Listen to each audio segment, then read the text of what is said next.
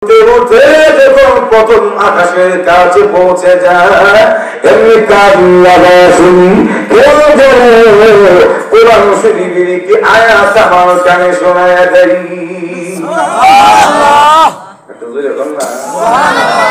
যখন কোরআন শরীফের আয়াতটা আমার কানে আসে তখন আমার বেলা বিশ্বাস আর করতে পারি না, আমি টাস করে জমিয়ে ফেলে যাই।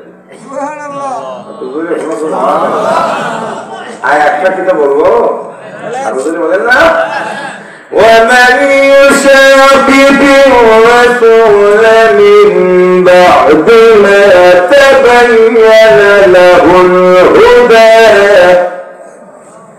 ويتبع غير سبيل المؤمنين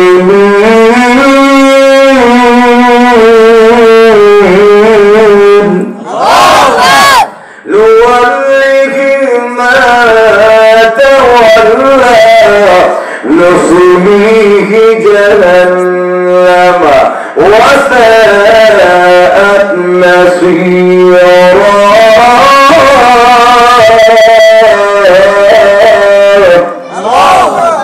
الله رب العالمين বলেন من يشاقق الرسول من بعد ما تبين له الهدى হেদায়েতের পথ উন্মোচিত হওয়ার পরে যে ব্যক্তি আমার রাসূলের নাফরমানি করে, আমার নবীর তরিকার বাহিরে চলে, মুমিনের পথ যারা ভিন্ন পথে আছে অর্থাৎ ইসলাম ছাড়া কুফরি কালাম গ্রহণ করে আর কুফরির মাধ্যমে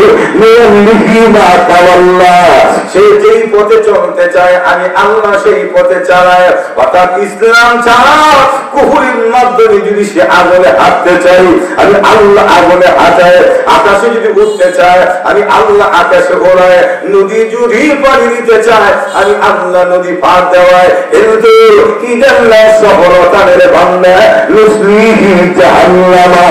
ইসলাম ছাড়া যত সাধনা করো না কেন মরার পরে জাহান্নামে ঢুকাবো হইয়াছে কোনো সন্দেহ নেই। কি বুঝলে?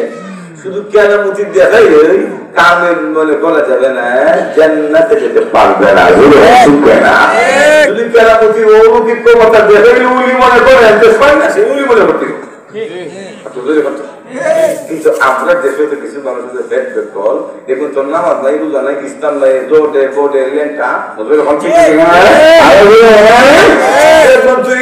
বক্তের অভাব না বলে মান আছে। আমরা ব্রাহ্মণবাড়িয়ার সবচেয়ে বড় রেল জংশন আখাউড়া ঠিক না, সেখানে আমার উস্তাদ ছিল আমি একদিন ওয়াজ করে নামলাম আখাউড়াতে গিয়ে দেখি একটি লেনটা শরীরে তো কাপড় নাই ও কিছু নাই। আচ্ছা বলেন তো দেখি একজন পুরুষের নাভি থেকে হাঁটু পর্যন্ত দেখে রাখা উলি হওয়ার জন্য 5টা শর্ত, এর মধ্যে একটা হলে ফরজ তরফ করতে পারবে না, যত ফরজ আছে কোন উলির জীবনে ফরজ তরফ করে না, যে ব্যক্তি ফরজ তরফ করে সে উলি হতে পারে না, উলির লাগে বললে ভালো না। এখন আপনারা বলেন ফরজ না তরফ, ফরজ না মানলে ফরজ পালন না করলে উলি হওয়া যায় না। এখন লেনটা বেড়াতে সব উলিয়া তৈরি আছে